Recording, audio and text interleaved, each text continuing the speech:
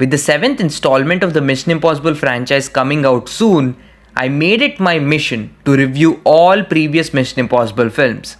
I've already reviewed the original 1996 Mission Impossible. You can check out the review by clicking on the link above.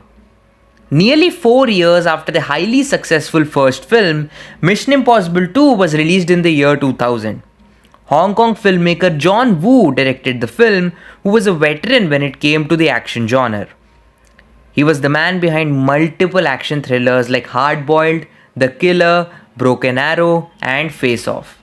Tom Cruise was of course returning to star as Ethan Hunt, and all of it seemed to fit in place. Eventually, the film went on to become the highest grossing film of that year and made so much more money at the box office than the previous one. However, the reaction from the critics and audiences was quite mixed. Even to this day, it is considered to be the worst Mission Impossible film. While I personally don't think the film is bad by any means, there are so many weird things about it. Before we get into it, we need a Mission Impossible intro. So here it goes.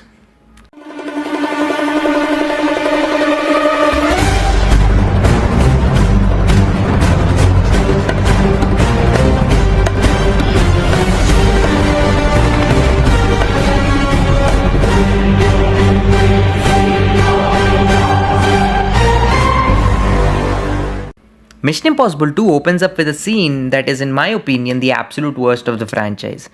We see a scientist who has injected himself with some sort of a virus. He's carrying the antidote to it. He boards an airplane and contacts Ethan Hunt. Except, surprise, it isn't Ethan. It's Sean Ambrose, the villain, who then proceeds to escape with his crew, taking the antidote.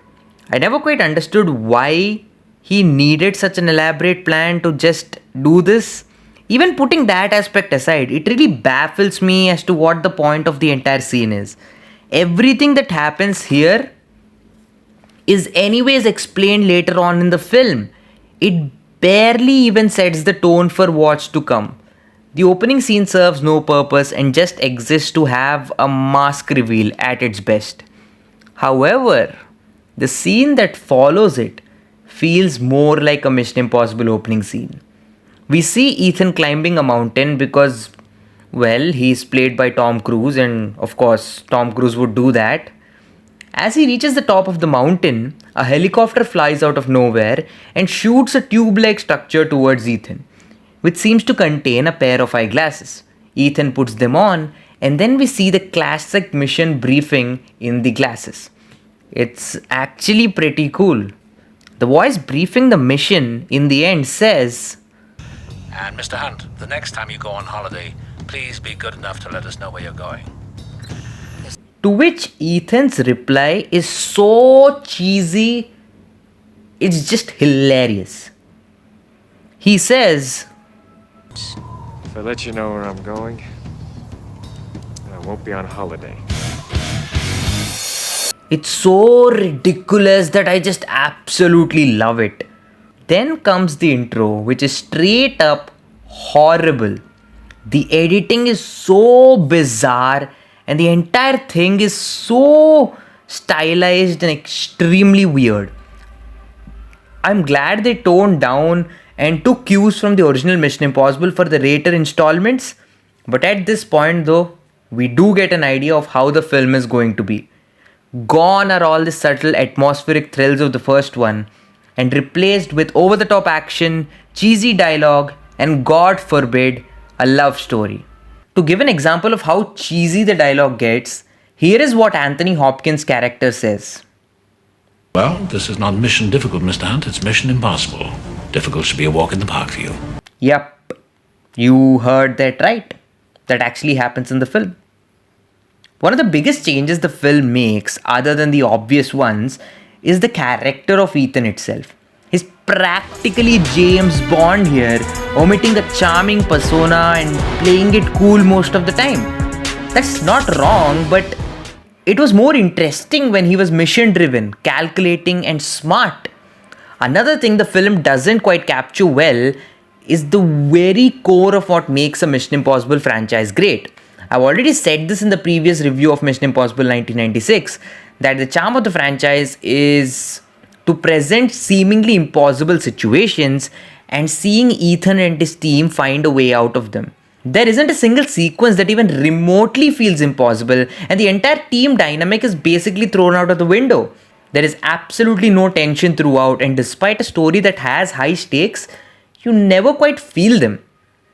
Credit where credit's due though, John Woo's direction is fantastic. The action is quite a lot of fun and the visuals are just great.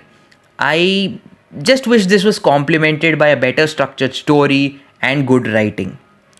Also, I do think that Tom Cruise and Thandie Newton have really good chemistry, and though I don't care about their love story at all, I really like seeing them on screen together. Also, Sean Ambrose is a weird villain. He isn't bad per se, but then there is something odd about his personality and presence that just feels off. And man, does this movie have loads of mask reveals which are extremely unnecessary and pointless. First off, how do these people even make these masks? The later films address this, but here there is absolutely no mention of it, and the characters get these masks out of nowhere.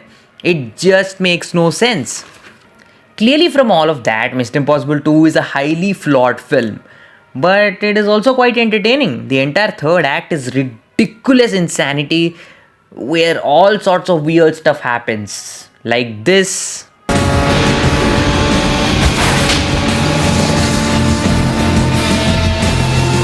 And this.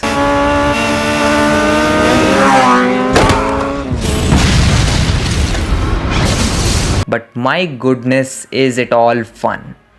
I would agree with the general consensus that this is the worst Mission Impossible film, but it isn't even close to being a bad film. The action more than makes up for its flaws, and I always find myself entertained for the entirety of its runtime. With all of that said, I will give Mission Impossible 2 a 3 out of 5.